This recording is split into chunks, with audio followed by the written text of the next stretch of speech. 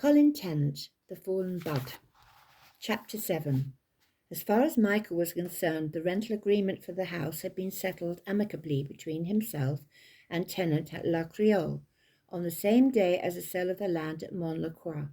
It was only later that Michael found out the true state of affairs, for though Riviere had given Michael a copy of the lease agreement, together with the sales agreement, Peter Foster, the Castries lawyer, had identified a clause inserted by Riviere in the lease agreement, giving Tennant the right to purchase the entire house and property at his chosen price.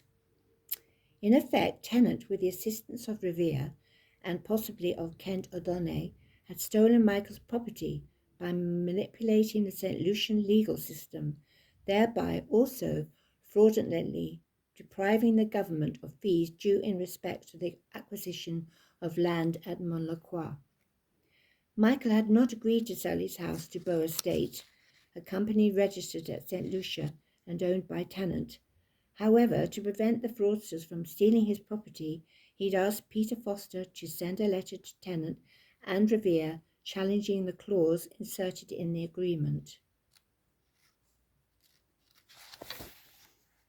Neither Beau Estate nor Riviere replied to the letter, and the matter had not been raised at the meeting at Lamontaine's home. Michael's decision to transfer his house and land to his own company was the only other option available to him. On the British Airways night flight from St. Lucia to Gatwick, most passengers went to sleep, but Michael could not relax. The document Tennant had given him at the airport was a High Court summons.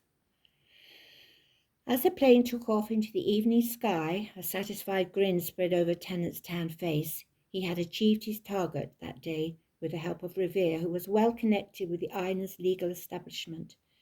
So in spite of it being a weekend, Riviere was able to get a court summons prepared by a friendly judge, a member of his secret lodge, so that Tennant could deliver it to Michael before he took off. Tennant then turned his attention to the house and property at Mont-la-Croix and to his plantation at Jealousy.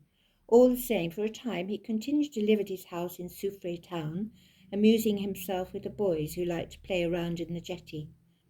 Meanwhile, his buddy, named Pettigrew, got to work on the guest house, and below the village of Mont-la-Croix started to turn the Jealousy plantation into something completely different from what anyone was expecting.